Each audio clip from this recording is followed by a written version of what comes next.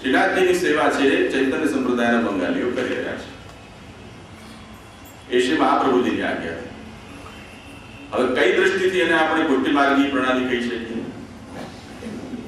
વિચાર કરો, ગંભીરતાથી વિચાર કરજો.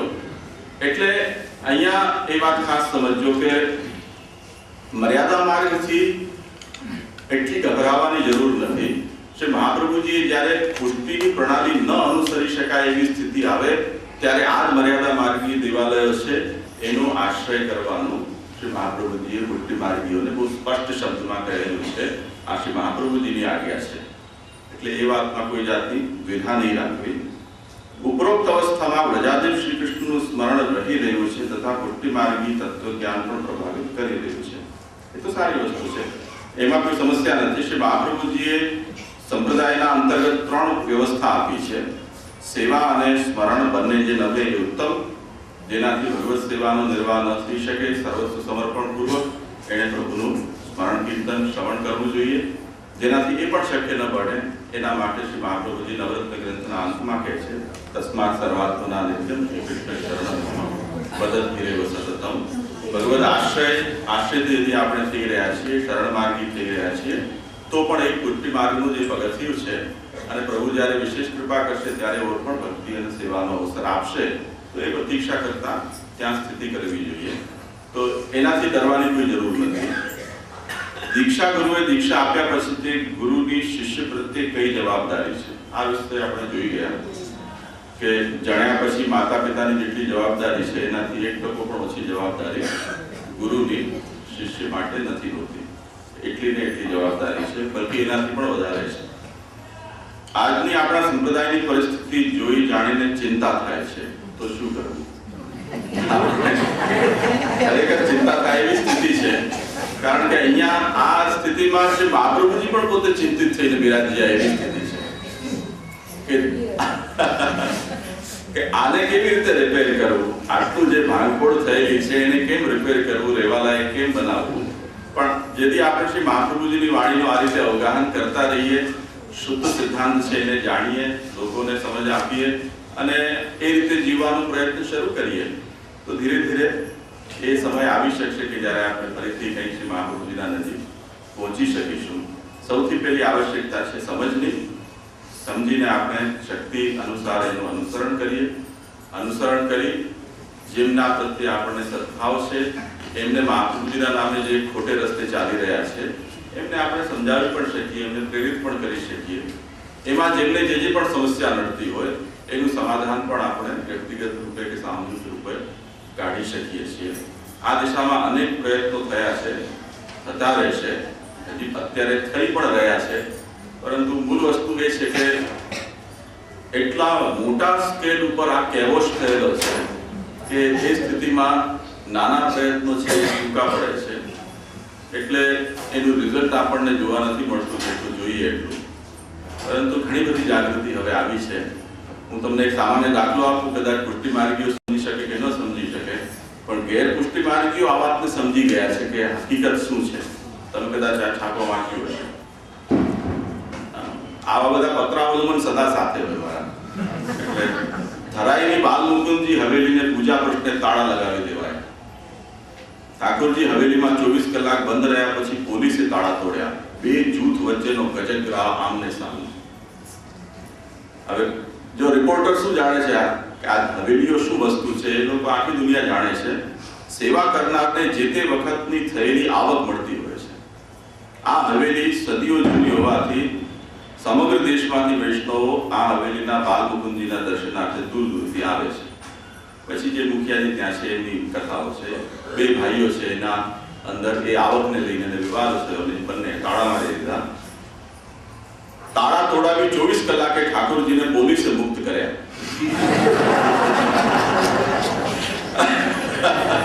અને ફરીથી પૂજા ચાલુ કરવામાં આવી. આ બધામાં પૈસા ભેગ તમાશા દેખ સિવાય બીજું કશું નથી. આમાં ન તો સેવા છે, ન મહાપ્રભુજી છે, ન પુષ્ટિ માર્ગી છે. જે દિવસે પૈસા આવતા બંધ થશે ત્યારે બધી ભક્તિ ગાયબ થઈ જશે, બધી સેવા ગાયબ થઈ જશે. આ બધો જ શો છે પૈસા પાછળનો છે એ આખી દુનિયા જાણે છે. આ હમણાં થોડા સમય પહેલા એક અહીંયા વડોદરાના જ એક લોકલ ન્યૂઝપેપરની કટિંગ કોઈ મને મોકલાવી હતી કે ડાકોર પાસે કોઈ એવો મોટો પ્રોજેક્ટ એનાઉન્સ કરાવ્યો પુષ્ટિ માર્ગના નામે અને કરોડો રૂપિયા ભેગા કરવામાં આવ્યા અને પછી એના નામે કંઈ પણ થયું નહીં અને એમાં સરસ મજાનો કંઈક બંગલો બની ગયો અને જેના માટે પૈસા ભેગા કર્યા હતા એ કોઈ પણ કામ થયું નહીં. હવે પૈસા ક્યાં ગયા, શું થયું, કોઈ જાણતું નથી. તો આવી બધી લીલાઓ ચાલે છે.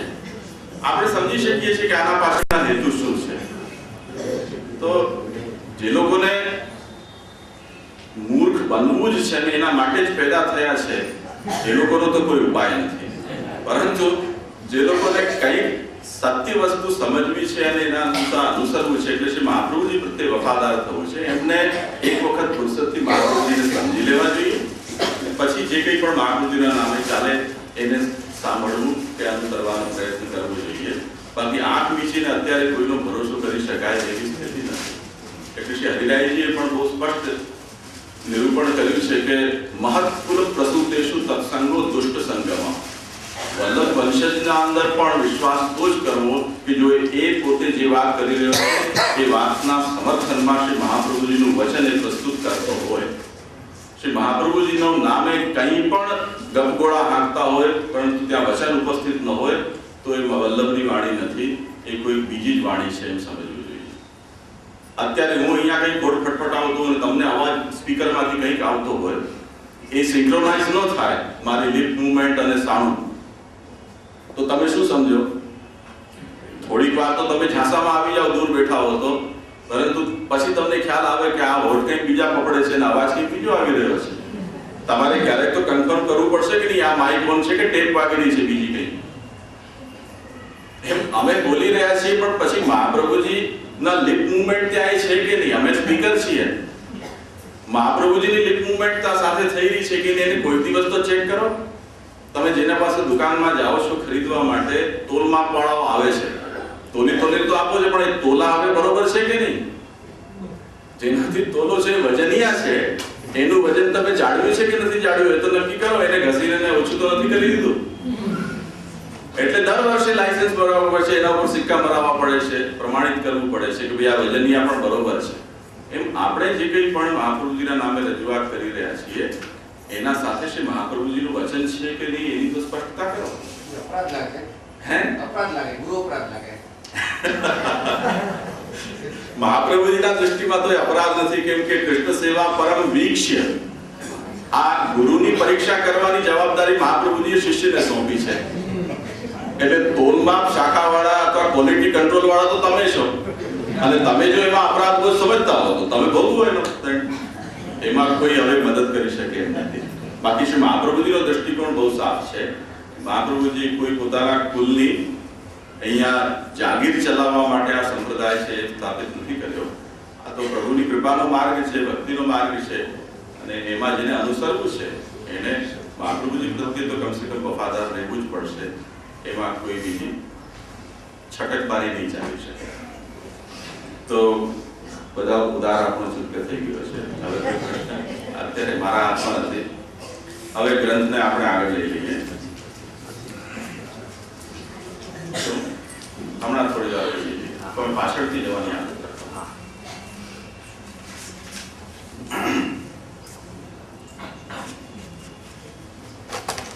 જો ગ્રંથનું નિરૂપણ પછી જો અવકાશ રહેશે તો બીજા પ્રશ્નો આપણે લઈશું. ગઈકાલે આપણે ચિંતા કાપી નકાર્યા નિવેદિતા કદાપિ ભગવાન પુષ્ટિસ્તો ન કરીષ્યતિ લૌકિકી જગતિ.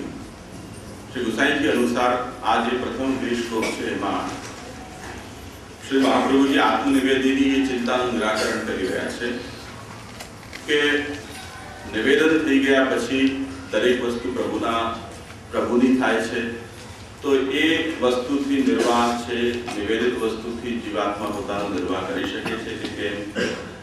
જો કરી શકે તો પ્રભુની એમાં સંમતિ કેમ જાણી શકાય? જાણી ન શકાય તો ન કરે તો એનું શરીરનો નિર્વાહ કેવી રીતે થાય? અનિવેદિત વસ્તુથી કરે તો દાસ ધર્મ છે એનો ભંગ થાય છે.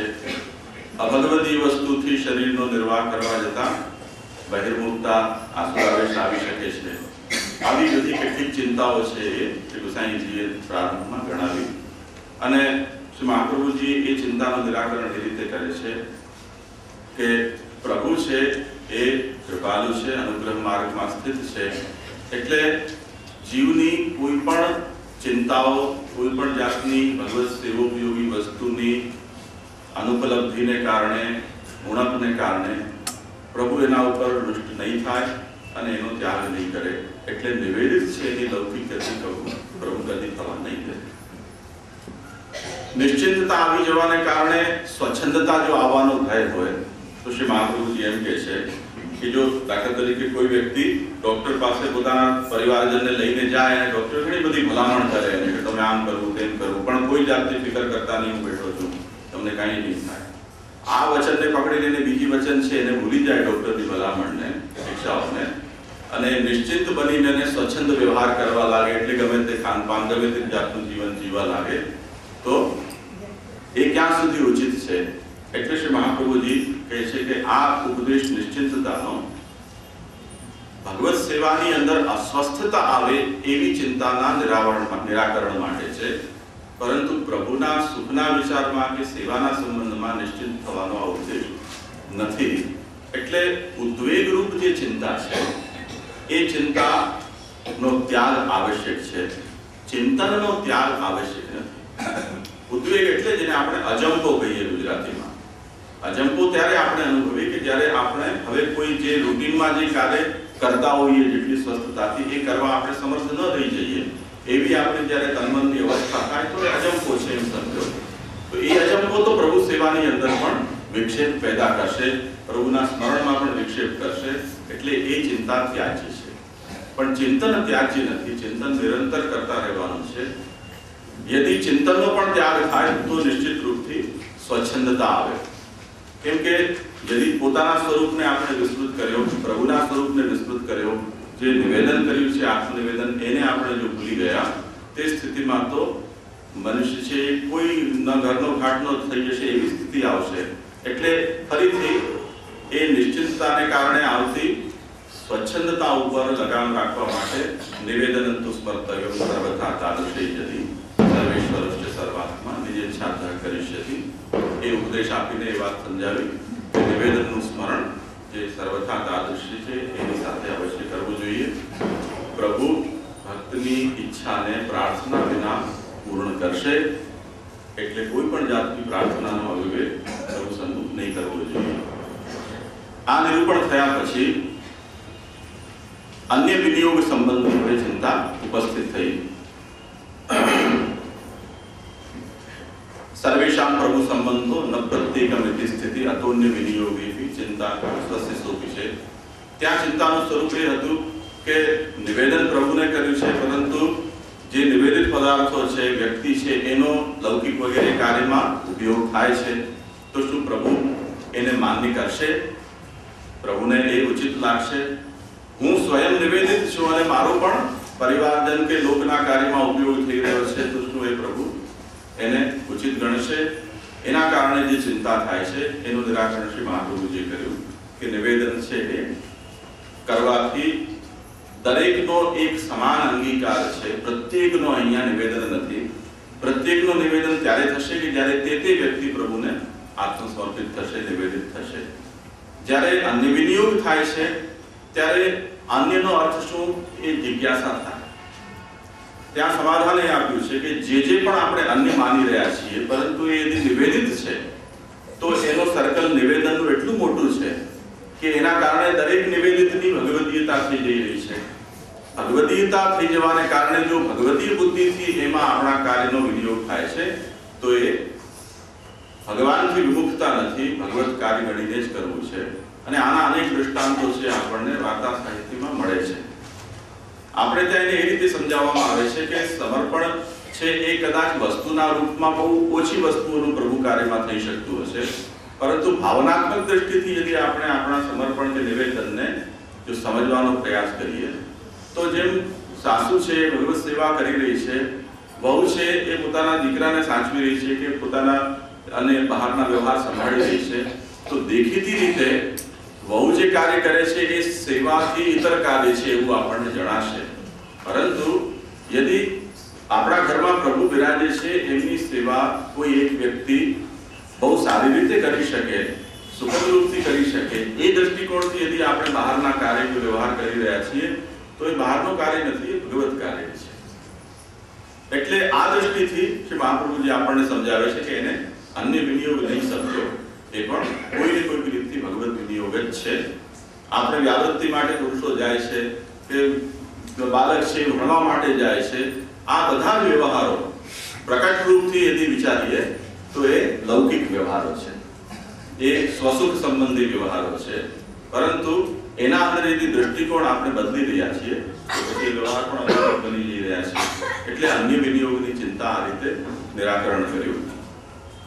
એમાં જે જ્ઞાનપૂર્વક કોઈને સમજ નથી અને એનો અન્ય વિનિયોગ થઈ રહ્યો છે, આપણે એક પ્રશ્ન ઉપસ્થિત થયો, કેમ કે જેને આત્મનિવેદન કર્યું છે એ તો જાણે છે, જે આત્મનિવેદન જેણે નથી કર્યું એને તો એ વાતની ખબર પણ નથી. તે સ્થિતિમાં આપણા મનમાં એમ થયા કરે કે એ જાણ્યા વગર કરી રહ્યો છે તો પ્રભુ એના ઉપર અપ્રસન્ન થશે.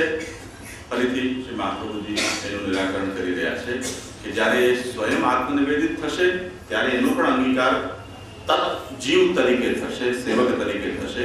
અને પ્રભુ જેવી રીતે જેનો જેટલો અંગીકાર કરે છે એટલો એ પ્રભુ સન્મુખ થાય છે. તો એ દૃષ્ટિથી ભગવદીએ એ ચિંતા મનમાં ન કરીને સ્વયં ભગવત સેવા પરાયણ થવાનો પ્રયત્ન કરવો જોઈએ. આટલી વસ્તુ આપણે ગઈકાલે વિચારી હતી. એના પછી હવે જે ચિંતાનું સ્વરૂપ આવી રહ્યું છે એ નિવેદન સંબંધી ચિંતા છે. એટલે આત્મનિવેદનનો સ્વીકાર પ્રભુએ કર્યો કે કેમ એ આપણે કેમ જાણી શકીએ?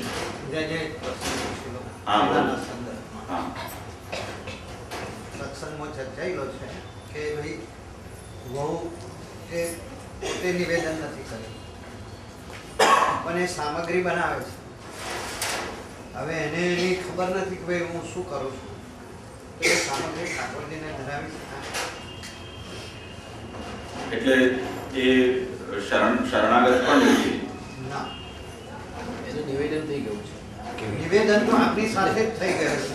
અચ્છા, એ અર્થમાં સ્વયં તો સ્વયં નિવેદન દીક્ષિત નથી. દીક્ષિત નથી. હા, અને ભગવત પ્રભુ માટે સેવા માટે જે સામગ્રી સિદ્ધ થાય છે એ પણ એમાં એ ઇન્વોલ્વ થાય છે. ઇન્વોલ્વ થાય છે. તો એની બનાવેલી સામગ્રી તમે સેવાની અંદર ઉપયોગમાં લઈ શકો. હવે આમાં જો એક વાત છે કે ઉત્તમ પ્રકાર એ છે કે પ્રભુ સેવાની અંદર જે વસ્તુનો ઉપયોગ થાય એ નિવેદિત કે કમસે કમ શરણાગત હોય એવા જીવો દ્વારા એ કાર્ય અંતરંગ સેવાની અંદર ઉપયોગમાં આવે તો એ ઉત્તમ પ્રકાર છે. એનો પ્રશ્ન એ છે કે કોઈ પરિવારનો વ્યક્તિ વૈષ્ણવ નથી, પારિવારિક સંબંધથી એ પરિવારનું કાર્ય કરી રહ્યો છે અને એક વ્યક્તિ સેવા કરી રહ્યો છે, બરોબર ને? એક વ્યક્તિ સેવા કરી રહ્યો છે. હવે એ વ્યક્તિને પોતાને એસ જ પુટ્ટી માર્ગી તરીકે સેવામાં કોઈ જાતની રુચિ અરુચિ કે એવું કંઈ નથી. પરિવારનું એક કાર્ય છે એમ સમજીને એ કરે છે ને એમાંનું એક કાર્ય છે કોઈક રીતે ભગવત સેવામાં પણ થઈ રહ્યું છે. એને વિરોધ પણ નથી, બરોબર ને? ઉદાસીનતા કદાચ હોઈ શકે પરંતુ એ વિરોધ નથી. તે સ્થિતિમાં એના દ્વારા જે કંઈ પણ વ્યવહાર, દાખલા તરીકે ફૂલ લાવવું, શાક લાવવું કે રસોઈ કરવી કે એવા કોઈ પણ કાર્યની અંદર સહયોગ આપે તો એ પ્રભુ એનો અંગીકાર કરે કે ન કરે, અથવા તો એ રીતે સિદ્ધ થયેલા પદાર્થો છે એનો વિનિયોગ પ્રભુ સેવામાં કરી શકાય છે કેમ, આ જાતનો એક એમનો પ્રશ્ન છે. તો આ વસ્તુ એવી છે કે એક મિક્સ નેચરની સમસ્યા છે. અને જૂના સમયમાં આપણને જે દૃષ્ટાંતો મળે છે પ્રાચીન વૈષ્ણવોના, એમાં આ જાતના ભેળસેડિયા વ્યવહારની અંદર એ લોકો રહેવાનું પસંદ નતા કરતા એવું આપણને મળે છે. બ્રહ્મ સંબંધ લીધું, સેવા ઠાકોરજીની પધરાવી, ઘરે આવીને નોટિસ આપે કે આજથી હું તમારાથી જુલમ લઈશ, તારા હાથનું પાણી પણ નહીં પીવું. આવી જાતનું આપણને જોવા મળે છે. હવે એમની જે દ્રઢતા છે, એમનો સ્વયંનો જે આગ્રહ છે, પ્રભુ પ્રત્યેનો જે ભાવ છે, એને કારણે એમણે જે કર્યું એ એક મતલબ એવરેસ્ટની હાઈટ છે એમ સમજીને આપણે ચાલીએ. ફરીથી એ વસ્તુ અનુકરણીય જ છે એમ આપણે નથી કહી શકતા. આપણે એવા દૃષ્ટાંતો પણ છે જેમ મુગલ રાજાઓની રાણીઓ વૈષ્ણવ જે હતી એને ઠાકોરજીની સેવા કરતી હતી. એમના હરમની અંદર રહે છે, જેની અંદર બકરા કપાય છે, મુર્ગાઓ કપાય છે અને ગાયો કપાતી હશે, ત્યાં એ ઠાકોરજીની સેવા પણ કરે છે, ઠાકોરજીને ભોગ પણ કરે છે. રાજાના આદેશથી રાણી તરીકે એને જે ફેસિલિટી મળતી હશે એ પણ એને અવેલેબલ છે. જે કંઈ પણ પૈસા વગેરે મળે છે કે પોતે મજૂરી કરવા જતી નથી, કોઈ નોકરી કરતી નથી, જે મળે છે રાજ્ય કોષમાંથી એને પ્રાપ્ત થઈ રહ્યું છે તે જ. અને આપણા પાસે એવા પ્રમાણ છે કે ઠાકોરજી આનંદથી એમને ત્યાં બિરાજી ફેરી રહ્યા છે. હવે જોવાનું એ છે આ પરિસ્થિતિમાં કે જે વ્યક્તિ પ્રભુ સેવા કરી રહ્યો છે તેની પોતાની મનોવૃત્તિ આ વિષયમાં કેવી છે, ભાવના. યદિ એની ભાવના તીવ્ર છે અને એ પોતે પોતાની સેવા છે એને આ વિષમ પરિસ્થિતિમાં પણ નિભાવી રહ્યો છે, તો પ્રભુ એના ઉપર કૃપાલુ થઈ અને એનો અંગીકાર કરે છે. પરંતુ પોતાના કાર્યને હળવું કરવાની દૃષ્ટિથી યદિ એ પોતે સેવા સંબંધી કોઈ કાર્ય છે એ પરિવારના અન્ય જન ઉપર ઢોળી રહ્યો છે, તે સ્થિતિમાં પ્રભુનો એપ્રોચ છે બદલાઈ શકે છે. એટલે આ વિષયને એકદમ ટેકનિકલી સિદ્ધાંતનો વિષય ન બનાવીને પ્રભુનો જે સ્વભાવ છે અંગીકારનો અને ભક્તના દ્વારા જે નિવેદનની ભાવના છે એને સર્વસ્વ સમર્પણની ભાવના છે કે દાસત્વનું જે એના મનમાં સ્વરૂપ છે એના ઉપર એની દૃષ્ટિપાત કરીએ તો પ્રભુ કૃપાલુ છે અને પ્રભુ એના દ્વારા સમર્પિત પદાર્થો છે એનો ઉપયોગ અવશ્ય કરશે. શા માટે નહીં કરે? આને આપણે થોડું ઓર આનું ક્ષેત્ર થોડું વધારીએ તો દૂધવાળો જે દૂધ લાવે છે આપણને આપી જાય છે, શાકવાળો જે શાક ઉગાડે છે કે જેનું આપણે અનાજ લાવીએ છીએ એ વ્યક્તિ આપણને જે અનાજ આપી રહ્યો છે, ચોક્કસ આ બધા વ્યવહારો પૈસા આપીને છૂટા થવાના વ્યવહારો છે. એ કોઈ પારિવારિક કે એ જાતના સહાનુભૂતિપૂર્ણ વ્યવહારો નથી. અથવા આપણો કોઈ નોકર છે જે આપણને મદદરૂપ થઈ રહ્યો છે, આ પણ એવો વ્યવહાર છે કે જેની અંદર પૈસા આપીને આપણે એનો શ્રમ ખરીદી રહ્યા છીએ. એ રીતે કેટલાક વ્યવહારો આપણા પરિવારની અંદર પણ પૈસા આપીને છૂટવાના વ્યવહારો યદ્યપી નથી હોતા. એટલે 100% દ્રષ્ટાંત એના ઉપર લાગુ નથી કરી શકાતું. તેમ છતાં પણ જ્યારે આપણા સંબંધથી એ જીવ કોઈક રીતથી પ્રભુને નિવેદિત થયો છે, એમના સાથે આપણને ભગવત ધર્મને પણ નિભાવવો છે, ત્યારે થોડી ઘણી ભેળસેળ ઠાકોરજી પણ સ્વીકારશે. કેમ કે એ સાધનાનું સ્વરૂપ જ ભેળસેળ્યું છે. તે સ્થિતિમાં પ્રભુ જો એવી જાતનું વોટરટાઇટ કમ્પાર્ટમેન્ટ કરી દે તો બહુ મુશ્કેલ છે કે જીવાત્મા માટે ટકી રહેવું કોઈ પણ રીતે ભક્તિ માર્ગની અંદર. યા તો પછી એને ગુણગાન પક્ષનો આશ્રય લઈ અને સેવાનો ત્યાગ કરવો પડે, અથવા તો શરણાગતિનો માર્ગ લઈને એને રહેવું પડે. સેવા એના માટે શક્ય ન રહી જાય. પરંતુ શ્રી મહાપ્રભુજી મને નથી લાગતું કે આવી જાતનો જડ કોઈ નિયમ સ્થાપિત કરે કે આ વસ્તુ શક્ય ન બની શકે. ન પ્રભુ પર એવો કોઈ નિયમ લાદી શકાય કે આવા વ્યવહારને પ્રભુ અંગીકાર ન કરે. એટલે થઈ શકે એવું મને લાગે છે. પ્રભુ શા માટે એનો તિરસ્કાર કરશે? એ વ્યક્તિ પોતે શુદ્ધ છે નિવેદન કરનાર. અને આજે તો એ પરિસ્થિતિ બહુ વધારે મોટા પ્રમાણમાં આવીને ઊભી થઈ છે. કેમ કે એટલું બધું એક્સપોઝર છે દરેક જાતના વિચારોને અને અન્ય મતોને કે એક પરિવારની અંદર 5, 6 કે 15 મેમ્બર હોય તો એટલા એ લોકો મત કે સંપ્રદાય અનુસરનારા બધા અલગ હોય એવું પણ પોસિબલ છે. તો આ સ્થિતિમાં યદિ આપણે એમ કહીએ કે પ્રભુ ઉપર એવો નિયમ રાખીએ કે પ્રભુ એનો ન અંગીકાર કરે, દાખલા તરીકે કપડાવાળીના કપડાં ધોઈ ગઈ અથવા તો વહુએ કપડાં ધોઈ દીધા, જે વૈષ્ણવ નથી સાસુના તો એ કપડાં ન પહેરી શકે, અથવા એને સુકાવી દીધા તો એ માન્ય ન ગણાય. તો આ બધી વસ્તુઓ પ્રભુના ઉપર નિયમ લાવી નથી શકાતા. એટલે એ વ્યવહાર મને એમ લાગે છે કે અનુમત હોઈ શકે અને પ્રભુ એનો અંગીકાર અવશ્ય કરે. હવે જે ચિંતા છે એ નિવેદનના સ્વીકારની છે. કેમ કે પ્રભુ એવી ઉત્તમ અધિકાર ન હોય તો પ્રભુને જણાવતા નથી. આપણે નિવેદન આપણા તરફથી કર્યું એટલે એક તરફી આપણો પ્રભુ પ્રત્યે ભક્તિ કે પ્રેમનો ભાવ છે. પ્રભુ તરફથી એ વસ્તુ સ્વીકૃત થઈ કે નહીં એ આપણે નથી જાણતા. એટલે શ્રી મહાપ્રભુજી હવે આગળ કહે છે કે તથા નિવેદને ચિંતા ત્યાજ્યા શ્રી પુરુષોત્તમ. નિવેદન મારો સ્વીકાર થયો છે કે નથી થયો, અહીંયા નિવેદન શબ્દથી સમર્પણને પણ આપણે સમજી લેવાનું છે કે પ્રભુને જ્યારે આપણે કોઈ વસ્તુ વિનિયોગ કરાવી રહ્યા છીએ, ભોગ ધરી રહ્યા છીએ કે સમર્પણ કરી રહ્યા છીએ, ત્યારે એ વસ્તુ પ્રભુ સ્વીકારે છે કે નથી સ્વીકારતા, આ વિષયમાં પણ કોઈ જાતની દ્વિધા મનમાં ન હોવી જોઈએ. અને એક વખત નારાયણદાસ બ્રહ્મચારીના પ્રસંગમાં આવે છે કે એમણે એમના સાથે જે એમની દીકરી કે ભત્રીજી કોઈ રહેતી હતી, ભત્રીજી, હા, બ્રહ્મચારીની દીકરી નથી આવે, ભત્રીજી નથી.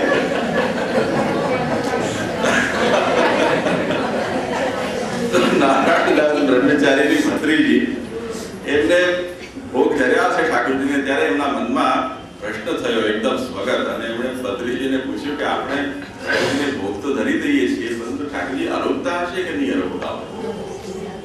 એટલે ભત્રીજીએ એમ કહ્યું કે આત્મસમર્પણ જેણે કરેલું છે, પ્રભુને જે નિવેદિત થયેલો છે, એવા સાધારણ જન છે, એમનું પણ સ્વીકાર પ્રભુ કરે છે. પત્રમ પુષ્પમ ફલમ તોયમ યોગે ભક્ત્યા પ્રયચ્છતિ તદહમ ભક્તિ પ્રહૃતમ અશ્નામી, એમ ભગવાન ગીતામાં આજ્ઞા કરી રહ્યા છે અર્જુનને કે ભક્તિથી મને ઉપરત છે તો હું એને ખાઉં છું. તો આ શબ્દનો પ્રયોગ છે. એને દેવતાઓની માફક દૃષ્ટિથી જોઉં છું એમ નહીં, પરંતુ એને હું અરોગું છું, એનો સાક્ષાત પૂર્ણ રૂપથી અંગીકાર કરું છું, એમ ભગવાન કહી રહ્યા છે. ત્યારે એણે એમ કહ્યું કે તે સ્થિતિમાં તમે તો આચાર્ય ચરણ જેવા મહાપુરુષ દ્વારા નિવેદિત થયેલા છો, તો આવો સંશય મનમાં કેમ થવો જોઈએ કે પ્રભુ આપણું અંગીકાર કરશે કે નહીં કરે? એટલે નિવેદન કે સમર્પણના સ્વીકારના સંબંધમાં જો ચિંતા થતી હોય તો શ્રી મહાપ્રભુજી આજ્ઞા કરે છે તથા નિવેદને ચિંતા ત્યાજ્યા શ્રી પુરુષોત્તમે, કેમ કે આ પુરુષોત્તમને નિવેદન કરેલું છે. આ શબ્દ બહુ સૂચક છે. શ્રી ઉસાઈજી આના ઘણા ભાવો પ્રકટ કર્યા છે. શ્રી પુરુષોત્તમ કેમ કહ્યું, શા માટે પુરુષોત્તમ કે કૃષ્ણ ન વાપર્યું, જબકે આત્મનિવેદન જે મંત્ર છે એની અંદર શ્રી શબ્દનો પ્રયોગ નથી કર્યો, અને અહીંયા તમે શ્રી પુરુષોત્તમ કહી રહ્યા છો. એનું સમાધાન આપ્યું છે કે પ્રભુ છે એ ભક્ત સહિત આનો સ્વીકાર કરે છે. તાત્પર્ય અહીંયા એ છે કે ભગવાન છે એ સામે વ્યક્તિ કયા ભાવથી આવે છે તે અનુસાર એને ડીલ કરે છે. દાખલા તરીકે ભગવાનનું સ્વરૂપ એક આ સર્વ જગતના આધાર તરીકે બ્રહ્મ સ્વરૂપે પણ છે, અર્થાત કોઈ આસુરી કે નાસ્તિક હોય તો પણ ભગવાન આ સકલ જગતનો આધાર છે, એટલે એના આધારે આસુરી જીવ પણ રહેશે જ. આસુરી જીવનો પણ હું આધાર નહીં બનું, કેમ કે મારાથી વિમુખ છે એમ ભગવાન નહીં કહી શકે. એ ભગવાનની વ્યવસ્થા છે. દૈવી પણ ત્યાં છે અને આસુરી પણ ત્યાં છે. બધું જે કંઈ પણ જગતની સ્થિતિ છે એ ભગવાનના ઉપર છે. તો એ દ્રષ્ટિથી બ્રહ્મનું સ્વરૂપ એવું છે કે જેમાં ભગવાન કોઈ સાથે રાગ દ્વેષ કે પ્રેમ કે અપ્રેમ એ જાતનો વ્યવહાર બ્રહ્મ તરીકે ભગવાન નથી અપનાવી શકતા કે કરી શકતા. અંતર્યામી તરીકે પણ ભગવાન એમ નહીં કે ભાઈ આ રાક્ષસ છે, અસુર છે, તો હું એના આત્મામાં નહીં બેસું. બેસવું જ પડશે. પ્રકટ કર્યા છે અને આ જગતની અંદર એ જીવાત્માના સાથે તમારે અંતર્યામી તરીકે વસવું જ પડશે. એ સચ્ચિદાનંદ સ્વરૂપ અંતર્યામી ભગવાન છે. એ રાક્ષસના પણ હૃદયમાં છે અને ભક્તના હૃદયમાં પણ બિરાજે છે. એટલે હિરણ્યકશિપુના હૃદયમાં પણ અંતર્યામી રૂપે છે ભગવાન, અને પ્રહલાદના હૃદયમાં પણ છે. તો અંતર્યામી પણ કોઈ આડછેટ નહીં રાખી શકે. ભગવાન જે વખતે લીલાના રૂપમાં પ્રકટ થાય છે, અવતાર રૂપ ધારણ કરીને પ્રકટ થઈ રહ્યા છે, તે વખતે પણ ભગવાનના અંદર આ જાતનો થોડો છૂટછાટની વૃત્તિ રહેશે. એટલે તે વખતે ભગવાન જીવોના સાધનો ઉપર વધારે દૃષ્ટિ નહીં કરી શકે, કેમ કે એક નાલાયક વ્યક્તિ છે ને એક લાયક વ્યક્તિ છે. લાયક વ્યક્તિના પાસે જવું છે ને એ લોકો બે જો ભેગા છે તો લાયકની સાથે નાલાયકનો પણ ઉદ્ધાર થઈ જ જશે. ઉપાય જ નથી કઈ, કેમ કે ત્યાં ભગવાન એમ નહીં કરી શકે કે હું તને તો દેખાઉં અને હું અહીંયા આને ન દેખાઉં. જેમ કાલે આપણે જોયું કુંભનદાસજીના પ્રસંગમાં કે માનસિંહને ન દર્શન આપ્યા, કુંભનદાસજીને તે દર્શન આપી રહ્યા હતા. એ અનવતાર કાળમાં તો ભગવાન એ લીલા પ્રકટ કરી શકે શ્રી પુરુષોત્તમ હોવાને કારણે, પણ અવતાર કાળમાં જે વખતે ભગવાનના રૂપમાં પ્રકટ થાય છે એટલે સર્વ લોકો મને જુએ મને સ્પર્શ કરી શકે, મારી સાથે બોલી શકે એવી ઈચ્છાથી જ્યારે ભગવાન પ્રકટ થાય છે, એ અવતાર છે એની અંદર ભગવાન આ બધી મર્યાદાઓ સ્થાપિત નથી કરી શકતા. પરંતુ પુરુષોત્તમ સ્વરૂપથી જે વખતે પ્રભુ કોઈ ભક્તના સેવી બની રહ્યા છે ત્યારે ભગવાનના માટે એટલી પ્રાઇવેસી છે, રાખી શકે છે કે બાપ બેઠો હોય, દીકરાને ઠાકોરજી બોલી રહ્યા હોય, બાપ ન સાંભળી શકતો હોય. આ જાતની પ્રાઇવેસી છે એ પુરુષોત્તમના અંદર સંભવ છે. એટલે આજ્ઞા કરે છે તથા નિવેદને ચિંતા ત્યાજ્યા શ્રી પુરુષોત્તમે. આ શ્રી પુરુષોત્તમ એટલો પર્સનલાઇઝ ગોડ છે આપણો મહાપ્રભુજીનો કે તત્ત વ્યક્તિના માટે એનમ ઉદ્ધરિષ્યામિ ઇતિ વિશેષેચ્છયા મૃદાદે પ્રાદુર્ભૂત. કે ભગવાન અવતાર કાળની અંદર જે તે વિશ્વ સમુદાયના સન્મુખ પ્રકટ થાય છે એ જગત ઉદ્ધારની કામના છે અને એ રીતે ધારણ કરેલું સ્વરૂપ છે. પરંતુ પ્રભુ જ્યારે પુષ્ટિમાર્ગીના ઘરમાં પધારે છે તે વખતે ભગવાનની ઈચ્છા છે કે હું આ વ્યક્તિના માથે પધારીશ. એમાં ભગવાનના સામે એક જ વ્યક્તિ પરિવાર છે કે જે આત્મનિવેદિત થયો છે, તે સિવાય ભગવાન સામે કોઈ નથી. એટલે જે જગતનાથ છે એ તત વ્યક્તિનો સ્વામી બની અને પધારી રહ્યો છે એ પુરુષોત્તમ છે. તો પ્રભુ જ્યારે આટલી કૃપાલુતા પ્રકટ કરી રહ્યા છે પછી એમને નિવેદન થયું છે એનો સ્વીકાર કરશે કે નહીં કરે એવો વિચાર આવી કેવી રીતે શકે? આવો વિચાર ક્યારે શક્ય બની શકે? દાખલા તરીકે આ ગામની અંદર કોઈ મિનિસ્ટર ગામના પ્રોગ્રામ માટે આવ્યો હોય ત્યારે તમે એક્સપેક્ટ ન કરી શકો કે તમારા ઘરે પણ આવે. પણ જ્યારે એની અપોઇન્ટમેન્ટ તમારા ઘરે આવવા માટે લખાયેલી હોય ત્યારે તમારા મનમાં એમ વિચાર આવે કે હું આટલો મોટો માણસ છે, મારા ઘરે કેવી રીતે આવશે? એટલે તારું જ નામ લખેલું છે ડાયરીમાં, ટાઈમ ફિક્સ થયેલો છે, તો તારે ઘરે માટે આવવા માટે નહીં, કોઈ હેતુ જ નથી આવવાનો. ખ્યાલમાં આવ્યું કે નહીં? હમણાં દાખલા તરીકે આપણા ચીફ મિનિસ્ટર છે એ કોઈ સંઘના નેતાનું અવસાન થયું તે વખતે એમના તે અંતિમ સંસ્કાર વખતે એમની ઉપસ્થિતિ હતી વિધાઉટ ઇન્વિટેશન, અને સામાન્ય સંઘના કાર્યકર્તા તરીકે જમીન ઉપર એ લોકો બેઠા હતા. હવે આપણે એ વિચારી કરે આવું કેવી રીતે શક્ય બને? આપણને બોલાવવા આવે તો કેટલી વિધિ કરવી પડે ને કેટલી પરમિશન લગાવવી પડે ને કેટલો ખર્ચો થાય. પણ એ જ્યારે તમને એવો અવતાર એમનો કરવો હોય ત્યારે, પણ એ જ્યારે પોતાની કૃપાલુતા કે ઈચ્છાથી ત્યાં આવી રહ્યો છે ત્યારે આ કોઈ નિયમ લાગુ નથી પડતા. એટલે નિવેદન પ્રભુ સ્વીકારે છે કે નહીં આ જાતની શંકા કુશંકા મનમાં નહીં રાખી અને સેવાપરાયણ થાવ. કેમ કે જો શંકા કુશંકા રાખીને અસ્વીકારની મનોવૃત્તિથી સેવા કરવા જશો ને તો કઈ ને કઈ ગોટાળા થઈ જશે, કઈ ને કઈ ગોટાળા થઈ જશે ને કરવા સમર્થ હશો તો પણ નહીં કરી શકો. જેમ પડી જઈશ તો પડી જઈશ તો પડી જઈશ તો એમ કરીને માણસ ચાલવા જાય તો સીધી સાધી જમીન તો ગબડી પડે, અને આંખ મીચીને નિશ્ચિંતાથી જાય તો દોરડા ઉપર પણ એકથી બીજો રસ્તો પાર કરી જઈ શકે છે. તો શંકા જે સંશયાત્મા વિનશ્યતિ જે કહ્યું છે એ આ જ હેતુથી કહેલું છે કે આ સંશયની મનોવૃત્તિ જો રાખશો તો સેવા કદી પણ સ્વસ્થતાથી નહીં થઈ શકે.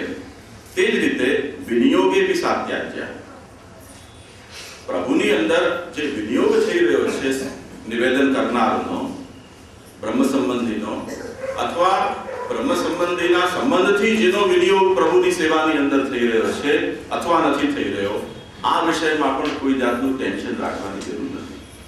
સેવા કરતાના મનમાં એમ થાય કે મેં નિવેદન કર્યું છે એટલે હું જ બધું કાર્ય કરું, હું આ ઘરમાં મુખ્ય છું એટલે મારાથી જ બધું પ્રભુ કાર્યનું પ્રભુ સ્વીકારે, અન્યનું ન સ્વીકારે. એ જાતની કોઈ ઈર્ષ્યાની મનોવૃત્તિ, કોઈ સેવા કરતા છે વધારે ભગવત સેવામાં પ્રવૃત્ત થાય એને કારણે નિવેદન કરતા પોતે અપસેટ થઈ જાય કે ભાઈ આ મારાથી વધારે ક્યાં આગળ વધી ગયો, કેમ શિંગારની સેવા મારી હોય, હું મુખ્ય છું, આ કેમ લઈ જાય. આ જાતની ઈર્ષ્યા કે ચડસા ચડસી જે છે એ આત્મનિવેદન કરતા છે એને શોભાસ્પદ નથી. કારણ કે પ્રભુએ જેનો જેટલો અંગીકાર કર્યો છે એટલું પ્રભુ એની પાસેથી કરાવે છે. એટલે આ જાતના મનોભાવ કદી પણ સેવા કરતાના મનમાં નહીં આવવા જોઈએ. તૃતીય સ્કંદની અંદર પ્રભુના સ્વરૂપનું વર્ણન આવે છે. એમાં શ્રી મહાપ્રભુજીએ સુબોધમાં વ્યાખ્યાન કર્યું છે. ભાગવત જ કહે છે કે પ્રભુ અનેક જાતના પુષ્પો વગેરેને ધારણ કરે છે. ત્યારે તુલસીજી છે એને ભગવાન શ્રીકંઠમાં ધારણ કરે છે, જબકી તુલસીજીની તુલનામાં દેખાવથી અને સુગંધથી બીજા અનેક ચઢિયાતા ફૂલો છે. ગંધેર ચિતે તુલસિકા એનો અંગીકાર પ્રભુ કરી રહ્યા છે. અનેક સુગંધિત પુષ્પો પદાર્થો ત્યાં છે, હવે જે સુગંધિત પુષ્પો છે જે આધિદૈવિક સ્વરૂપથી પ્રભુના કંઠમાં કે એમાં સેવામાં બિરાજી રહ્યા છે, એમને ક્યારે પણ તુલસીજીની ઈર્ષ્યા નથી થતી. એ લોકો એમ વિચારી રહ્યા છે કે એમનું તપ એટલું જબરજસ્ત છે કે એ તપના પ્રભાવથી પ્રભુ એના ઉપર એક કૃપાલુતા પ્રકટ કરી રહ્યા છે કે એમના વિના પ્રભુ કોઈ માલાનો પણ અંગીકાર કરતા નથી. એમ પોતાનાથી કોઈ વિશેષ પ્રભુ સેવાની અંદર તત્પર થઈ રહ્યું છે તો ભક્તના મનમાં એના સૌભાગ્યનો આનંદ થવો જોઈએ, એની ઈર્ષ્યા થવાને બજાય. ન તો એની કોઈ રેસની અંદર દોડવાની આવશ્યકતા છે. એટલે બહુ પ્રસિદ્ધ દૃષ્ટાંત છે પાર્વતી રઘુનાથ દાસનું. આપણે ત્યાં વાર્તામાં આવે છે, આપણે પદ્મનાભ દાસજીના દીકરી પાર્વતી અને એમનો દીકરો રઘુનાથ દાસ. તો મથુરાધીશ એમને ત્યાં બિરાજતા. પાર્વતી સીધી સાદી એકદમ ભોલી વૈષ્ણવ છે. રઘુનાથ દાસ કાશી ભણવા ગયા. ભણી કરીને બહુ મોટા પંડિત થઈને આવે એટલે એમને થોડું કોલર અપ કરીને ચાલતા કે હું પંડિત છું. હવે જ્યારે જ્યારે શ્રી ગુસાઈજી પ્રવચન કરવા માટે બિરાજતા ત્યારે બીજા વૈષ્ણવ સાથે એ પણ બેસતા.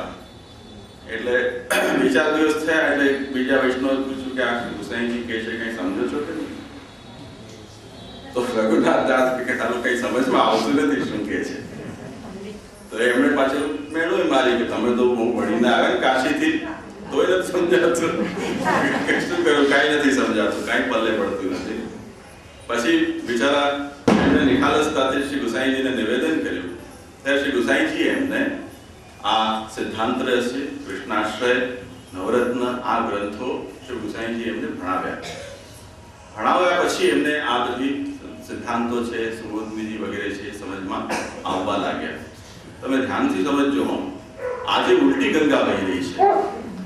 જે પહેલો એકડો છે એ તો કદી આવતો જ નથી ભણવામાં, અને ભાગવત સુબોધની પહેલે લઈને માણસો બેસી જાય છે ઉલટી મારી દીયો. હવે ક્યાંથી કઈ પલ્લે પડે?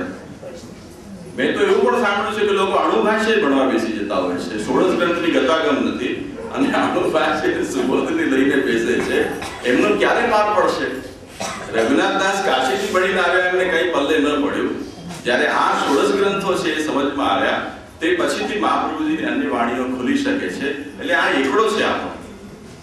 આના વગર જો કંઈ પણ તમે હાથમાં લેશો ને મીંડું જ મીંડું છે.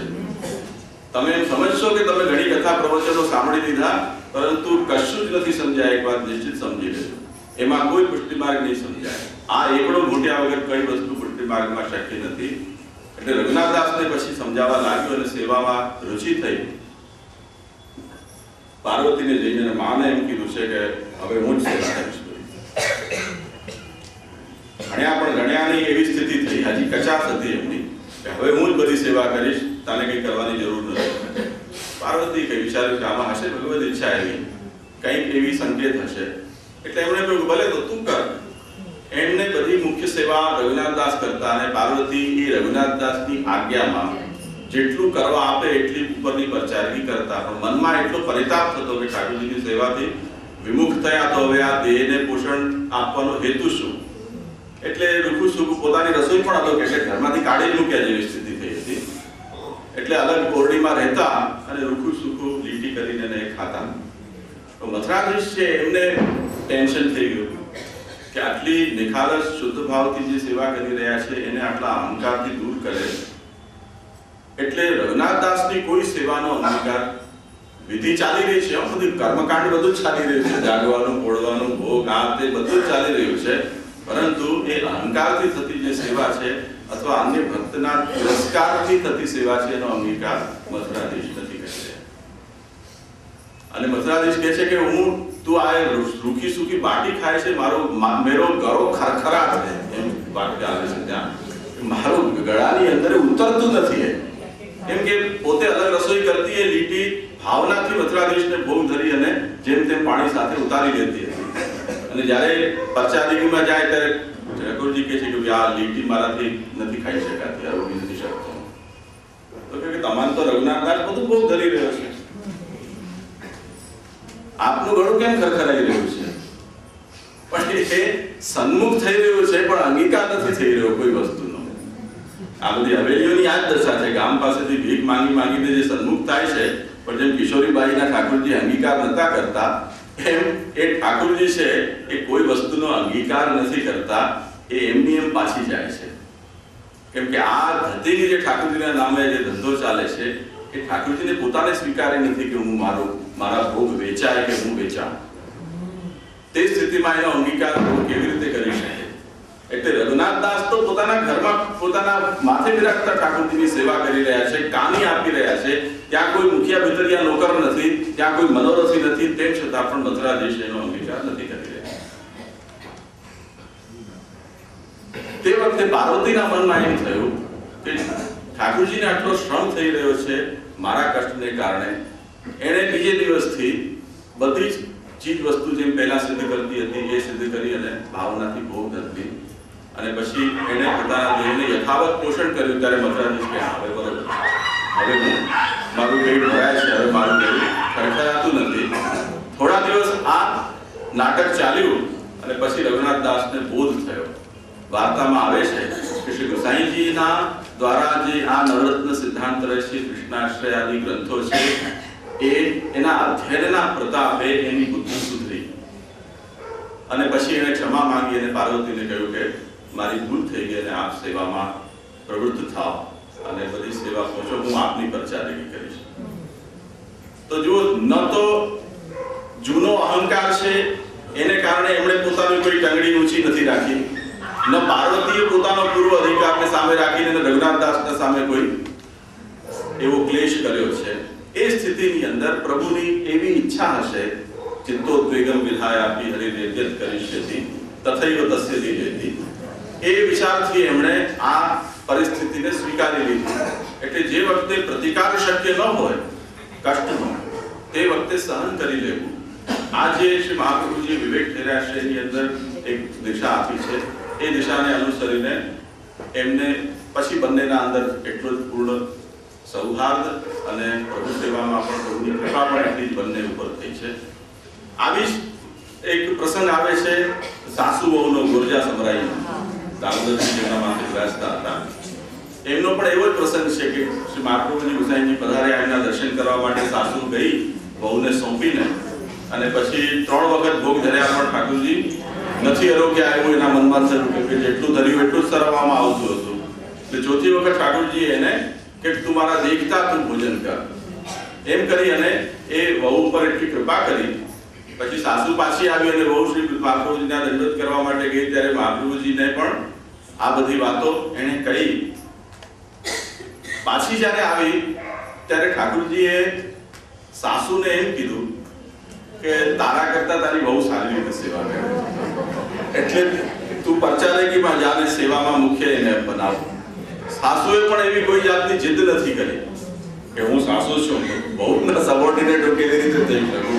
આવો કોઈ અહંકાર રાખ્યા વિના બહુને, કેમ કે આખર ભગવત સેવા છે, ભગવત સુખાર્થે છે. જો પ્રભુ એનાથી પ્રસન્ન થઈ રહ્યા છે તો એમાં આપણી મુખ્યતા કે અમુખ્યતાનો કોઈ પ્રશ્ન ન આવવો જોઈએ. એટલી સહજતાથી સાસુએ એ પ્રભુની આજ્ઞાને સ્વીકારી લીધી અને વહુને અંતરંગ સેવામાં એને આગળ કરી પોતે પરચારગીની અંદર રહ્યા. તો તથા નિવેદને જેમ આ ચિંતા ત્યાજ્યા, તેવી રીતે વિનિયોગે પિસા ત્યાજ્યા. કોઈનો વિનિયોગ વિશેષ થઈ રહ્યો છે, એટલે નિવેદિતમાંથી કોઈકનો વિશેષ વિનિયોગ થઈ રહ્યો છે, કોઈકનો ઓછો થઈ રહ્યો છે, એ વિષયમાં હવે આપણે ચિંતા નથી કરવાની. કેમ કે જેનો જેટલો અંગીકાર હશે, જેના ઉપર જેટલી કૃપા હશે, તે અનુસાર પ્રભુ એ વ્યવહારને સિદ્ધ કરશે. એટલે એને ટેન્શનમાં લાવી અને સેવાના અંદર કોઈ ચિત્તમાં વિક્ષેપ નહીં લાવવો જોઈએ. આ સમાધાન ત્યાં શ્રી મહાપ્રભુજી આપી રહ્યા છે. અહીંયા આપણે 5 મિનિટનો વિરામ કરીએ, પછી ગ્રંથ આગળ ચલાવીએ. પણ આ વિરામને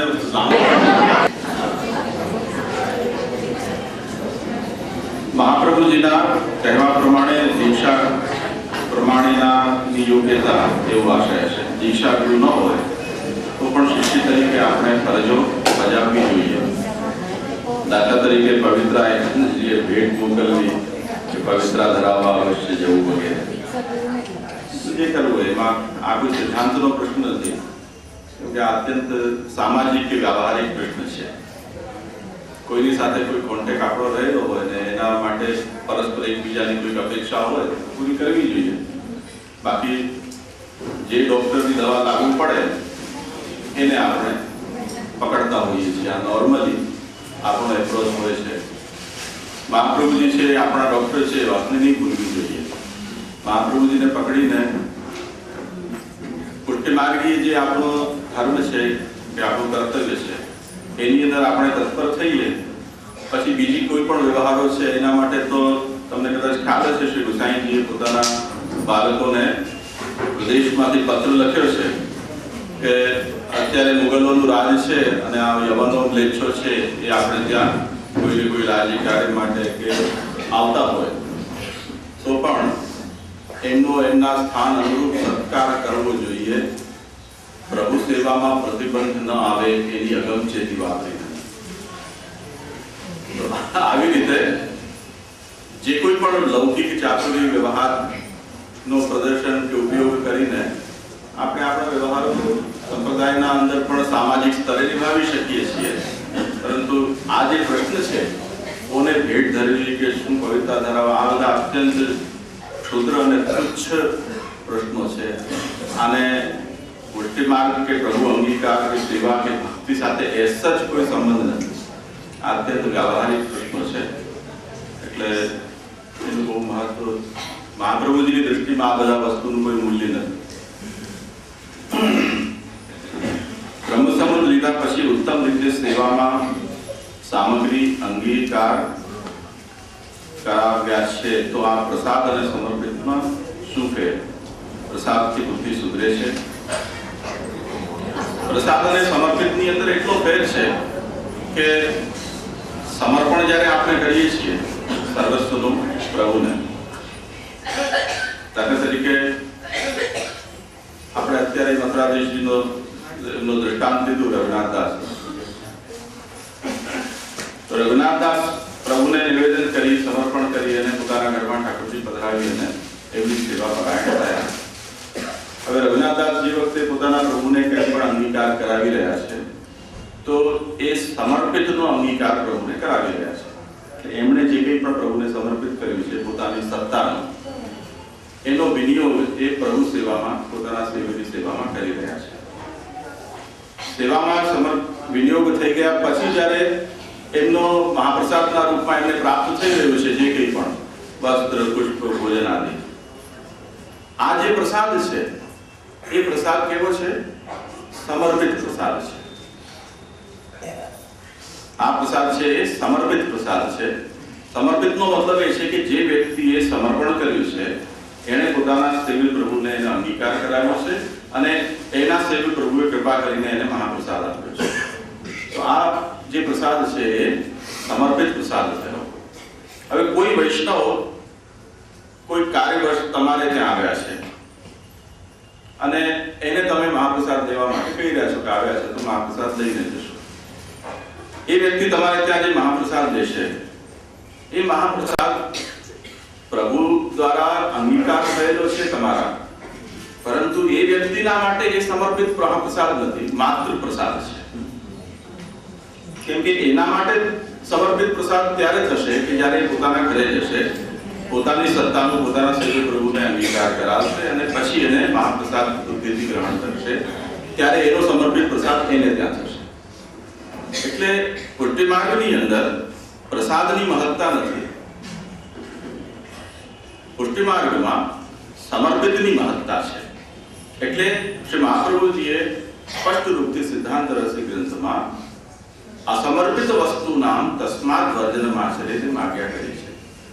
અપ્રસાદી વસ્તુનામ તસ્માદ વર્જનમાચરે, આ મર્યાદા માર્ગી જે નિવેદન છે એમાં કદાચ હોય, પરંતુ પુષ્ટિ માર્ગની અંદર તો અસમર્પિતનો ત્યાગ છે અને સમર્પિતનો આગ્રહ છે. નિવેદિભિ સમર્પ્યૈવ સર્વં કુર્યાત. એટલે પ્રસાદ અને સમર્પિત પ્રસાદની અંદર જમીન આસમાનનો ફરક છે. એ વાતને ખાસ ધ્યાનમાં રાખવું જોઈએ. પુષ્ટિ માર્ગમાં પ્રસાદની કોઈ મહત્તા આ દૃષ્ટિથી બ્રહ્મ સંબંધી માટે નથી. ઉચ્છિષ્ટ ભોજીનો દાસાહ કહ્યું છે તો આ ઉચ્છિષ્ટ ભગવત ભુક્ત જે છે એ ઉચ્છિષ્ટ છે, ભુક્ત શેષ જે છે એ પણ ઉચ્છિષ્ટ કહેવાય છે. તો આ બંને દૃષ્ટિથી એને આપણે સમજવું જોઈએ. એટલે આપણે ખાધું અને થાળીમાં જે બચ્યું અથવા ખાધું મોઢામાંથી કોઈને આપ્યું, આ પણ ભુક્ત છે.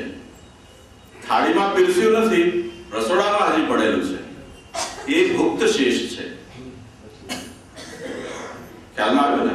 આપણે થાળીમાં મહેમાનને પીરસ્યું અને રસોડામાં હજી બાકીનો લોટ પડેલો છે. ત્યાં 25 રોટલી બનાવી, એમાંથી 5 મહેમાને ખાધી, 20 હજી રસોડામાં જમા છે. એ ભુક્ત શેષ છે. કેમ કે કોઈ વ્યક્તિએ આ બનાવેલા લોટમાંથી કંઈક વસ્તુ લીધી છે, એટલે હવે બાકી રહ્યું. તો આ બંને દૃષ્ટિથી જે બાકી રહે છે એ સમર્પિત ગણાય છે. એટલે હવે તો આપણે ત્યાં ભાવનાને કારણે અને કોઈક એવી પરિપાટીને કારણે પણ એવો નિયમ જેવું થઈ ગયું છે કે તપેલા અને ઢાબળા અને ટોકરા અને બધું ઠાકોરજીના સન્મુખ ધરી દેવામાં આવે છે. પરંતુ તમે કોઈકના ઘરે જાઓ જમવા માટે અને તમારા સામે જો કડછા, તપેલા અને માટલા અને જો ઢાબળા મૂકવામાં આવે તો તમારી શું દશા થાય? તમે શું સમજી રાખ્યું છે? મને પ્રભુનું સામર્થ્ય છે, પરેકર સહિત પણ અંગીકાર કરતા હશે, ભાવના પણ શુદ્ધ છે. પરંતુ યદિ કોઈ આ જાતનો વ્યવહાર ન કરી શકે ભોગાદિને સમર્પિત કરવામાં, અને જે સિદ્ધ સામગ્રી છે એમાંથી થાળીમાં સુંદર રીતે સજાવીને ઠાકોરજીને ભોગ ધરે, તે સ્થિતિમાં પણ બાકીની બધી સામગ્રી જે છે એ બધી ભુક્ત શેષના રૂપમાં સમર્પિત જ છે. એટલે એમાં કોઈ જાતનો અસમર્પિતતાનો ભાગ નથી.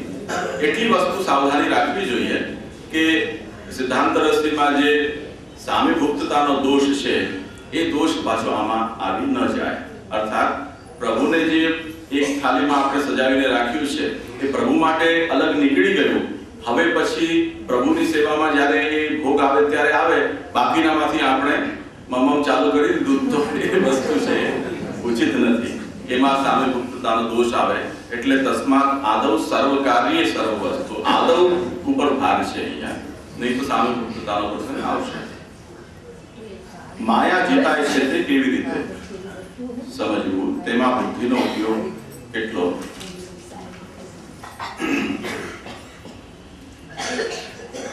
આ પ્રસંગ મારા ખ્યાલમાં નથી, જોયા પછી નક્કીથી કહી શકાશે. શ્રી ગોસાઈજીનો કોઈ પ્રસંગ આપ કોટ કરી રહ્યા છો.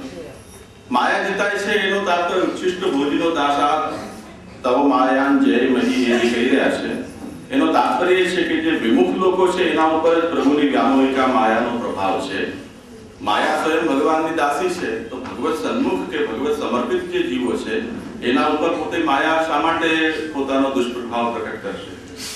એટલે સમર્પિત જે જીવન જીવી રહ્યો છે એને તો માયાને પણ એના સાથે પોતાના સાજાત્યનો બોધ થશે કે આ મારા જેવો જ પ્રભુનો સેવક છે, તો કમસે કમ હું એને દુષ્પ્રભાવથી પ્રભાવિત ન કરું. તો આ રીતથી એ પ્રભુની માયાને જીતે છે એવું મને સમજાય છે. હવે આપણે ગ્રંથને આગળ જઈએ. નિવેદન અને વિનિયોગ આ બે સંબંધમાં જે ચિંતા છે એનું નિરાકરણ કરીને હવે શ્રી મહાપ્રભુજી આગળ શ્રી ગુસાઈજી આજ્ઞા કરે છે કે લોકે સ્વાસ્થ્યમ તથા વેદે હરિસ્તુ ન કરિષ્યતિ પુષ્ટિ માર્ગસ્થિતો યસ્માત સાક્ષિણો ભવતા થયા. અહીંયા પ્રભુએ કોઈ જીવાત્માનો અંગીકાર કર્યો છે કે નથી કર્યો, આને કેવી રીતે જાણી શકાય એ વાત આ શ્લોકમાં શ્રી મહાપ્રભુજીએ સમજાવી છે. અર્થાત પુષ્ટિ પ્રવાહ મર્યાદા ભેદમાં આપ સમજાવી રહ્યા છે કે વૈષ્ણવત્વમ હિ સહજમ તતો ન્યત્ર વિપર્યય લૌકિકત્વમ વૈદિકત્વમ કાપટ્યાત્યેષુ નાન્યતા. જે પુષ્ટિ માર્ગસ્થ છે, પુષ્ટિજીવ છે, એની સહજતા પુષ્ટિ માર્ગમાં હશે, પુષ્ટિ માર્ગની કર્તવ્યમાં હશે. લોક અને વેદમાં એટલે મર્યાદા માર્ગ અને પ્રવાહ માર્ગની અંદર એની સહજતા નહીં હોય. આ એક સીધું સરળ પુષ્ટિ જીવને ઓળખવાનું લક્ષણ છે. એ જ રીતે મર્યાદા અને પ્રવાહી જીવને પણ ઓળખવાનું એ જ લક્ષણ છે કે લોકની અંદર જેને રસી પચવામાં આનંદ આવે છે ત્યાં એને કોઈ તકલીફ નથી પડી રહી, અને વેદ કે ભક્તિ માર્ગની અંદર કોઈ વાત આવે તો એને અસહજતાનો અનુભવ થાય છે, તો એ પ્રવાહી જીવ છે અથવા તો તે વખતે એના અંદર પ્રવાહનો આવેશ છે. આ રીતે આપણે નિર્ણય કરી શકીએ. હવે કોઈ વખતે એવું બની શકે કે પુષ્ટિજીવ છે એને પોતાના પુષ્ટિ સ્વભાવ તે વખતે બોલી નથી રહ્યો, એટલે એ પોતાના સ્વભાવ એના અંદર પૂર્ણ રૂપથી પ્રકટ નથી થયો. પ્રકટ નથી એને કારણે પુષ્ટિ માર્ગની અંદર એની સ્થિતિ સુદૃઢ નથી. થોડું ઘણું એને શાસ્ત્રીય મર્યાદા માર્ગી કર્તવ્યો છે એમાં પણ એવું લાગે છે કે આ પણ મારું કર્તવ્ય છે. લૌકિક કર્મો છે એના અંદર પણ એને એવું લાગે છે કે આ સામાજિક ને આ બધા કાર્યો છે એ પણ મારા કાર્યો છે કે મારે એ પણ કરવા જોઈએ, મારે એમાં પણ થોડો સમય ફાળવવો જોઈએ. એમ લોક અને વેદ બંને જેને આકર્ષિત કરી રહ્યા છે, એમાં જેની પ્રવૃત્તિ કરાવી રહ્યા છે, આવી જે સ્થિતિ છે કોઈ એક પુષ્ટિજીવની, પણ પ્રભુએ એમ મનમાં ગાંઠ વાળી લીધી છે કે આ જીવાત્માને મને હવે પુષ્ટિ માર્ગમાં સુદૃઢ કરવો છે. તો શું થાય? ઉપાય શું? પ્રભુ એની લોકમાં આસક્તિ અને વેદમાં આસક્તિ છે એને છોડાવશે. એટલે ત્યાં એને સક્સેસફુલ નહીં થવાનું. જેમ બાળક છે એ અધ્યયનમાં પરીક્ષાના દિવસો આવી રહ્યા છે, એ વખતે એને ભણવું જોઈએ. વાત સમજે છે વિદ્યાર્થી થોડાક મોટા ધોરણમાં આવી ગયા પછી કે હવે મારે આ દિવસોમાં ભણવું જોઈએ ને રમવું કે બીજી બધી પ્રવૃત્તિઓમાં મારે મારું ચિત્ત ન જવા દેવું જોઈએ. પણ બાળનો ચંચલ સ્વભાવ છે અને એનો સહજ એના વશમાં નથી કે પોતે પોતાના નિશ્ચય ઉપર દ્રઢ રહી શકે અને એની ચિત્તવૃત્તિ અન્યત્ર જઈ રહી છે. તો એ સ્થિતિમાં માતા પિતા કે જેના ઘરમાં એ બાળક છે એ શું કરશે? એના ઉપર પ્રતિબંધ લાવશે. કોઈ મિત્ર બોલાવવા આવશે, કોઈનો ફોન આવશે તો ફોન એને નહીં આપે, રિસીવ નહીં કરવા દે. કોઈ બાળક એને બોલાવવા માટે આવશે તો એને બારોબાર ભગાડી દેશે.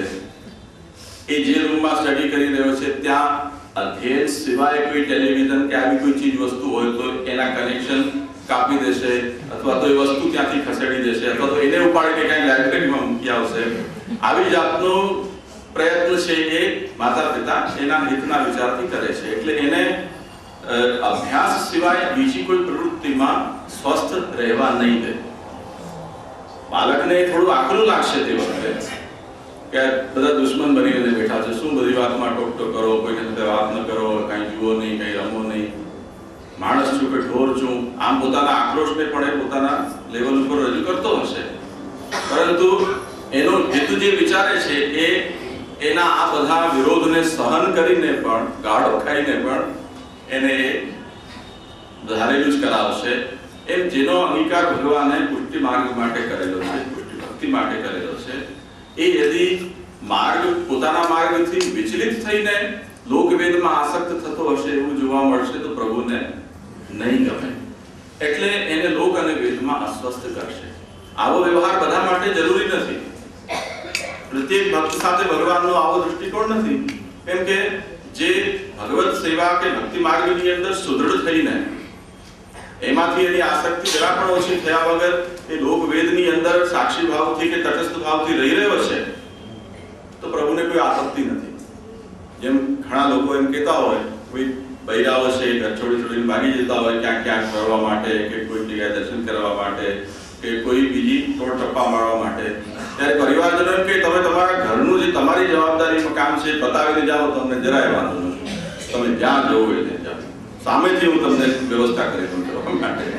પરંતુ આ વ્યવહાર જેના ઉપર આખું ખરસ્તી ચાલી રહી છે એના અંદર જો તમે બાંધછોડ કરીને હરક કુદરત થઈને અહીંયાથી ત્યાં દોડાદોડ કરો છો તો એ વસ્તુ ચલાવી લેવામાં નહીં આવે. આ રીતે કહેવામાં આવે છે. તો તાત્પર્ય શું છે? લોકે સ્વાસ્થ્યમ તથા વેદે હરિસ્તુ ન કરિષ્યતિ. એવું ભક્ત બધા ભક્તો સાથે ભગવાનનો દૃષ્ટિકોણ નથી. નહીં તો કોઈ પણ ભક્ત લોકમાં સુખી ન હોય, દુઃખી જોવા મળે, પણ એવું તો નથી. કોઈ પણ ભક્ત વેદની અંદર સ્થિર ન હોય એવું જોવા મળે, પણ એવી સ્થિતિ પણ નથી. તો ભગવાન જે ભક્તમાં એવી શક્યતા જુએ છે કે લોક કે વેદમાં આસક્ત થઈને એ પ્રભુમાંથી એ અસ્થિર થઈ જશે કે વિમુખ થઈ જશે તો એનો કાંડિયો ભગવાન ખેંચે છે, એને પછી નથી દેતા. અને જો ત્યાં અસ્વસ્થતા દેખાઈ રહી છે કોઈ ભક્તિ માર્ગીની લોકમાં કે શાસ્ત્રમાં, તો શ્રી મહાપ્રભુજી કહે છે કે ભગવાને એનો અંગીકાર કરેલો છે એ એનું પ્રમાણ છે. આ એક ભગવાનની આ મોટો અંગીકારનું પ્રમાણ છે કે લોકમાં અસ્વસ્થ છે કોઈ ભક્ત કે વેદની અંદર સ્થિર નથી રહી શકી રહ્યો. આ અંગીકારનું પ્રમાણ છે. એના વગર આ વસ્તુ શક્ય ન હોય. કેમ કે હરિણા યે વિનિર્મુક્તા તે મગ્ના ભવસાગરે યે નિરુદ્ધાસ્ત એવાત્ર મોદમાયાંતે હરિશરણ. શ્રી મહાપ્રભુજી કહે છે ભગવાને જેમને વિનિર્મુક્તા શબ્દનો પ્રયોગ કર્યો છે વિશેષણ, પૂર્ણ રૂપથી જેમને ભગવાને લગામ છોડી દીધી છે એ તો ભવસાગરમાં મગ્ન છે. શબ્દનો પ્રયોગ જોજો, ભગવાને જેમને મુક્ત કર્યા છે એ ભવસાગરમાં આનંદ લઈ રહ્યા છે અને ભગવાને જેમને બાંધ્યા છે એ મુક્ત થઈ ગયા છે. એવો એક વિરોધાભાસી શબ્દનો પ્રયોગ શ્રી મહાપ્રભુજી વિરોધ લક્ષણ ગ્રંથમાં કરે છે. તો લોકવેદમાં જે સુખી છે અને પ્રભુથી વિમુખ છે એનો અર્થ એ છે કે એ અંગીકૃત નથી, કેમ કે એ લોકવેદ એને પ્રભુથી વિમુખ કરી રહ્યા છે. અને યદિ અંગીકૃત છે તો એનું અસ્વસ્થ હોવું લોકવેદમાં એનું પ્રમાણ છે મોટામાં મોટું.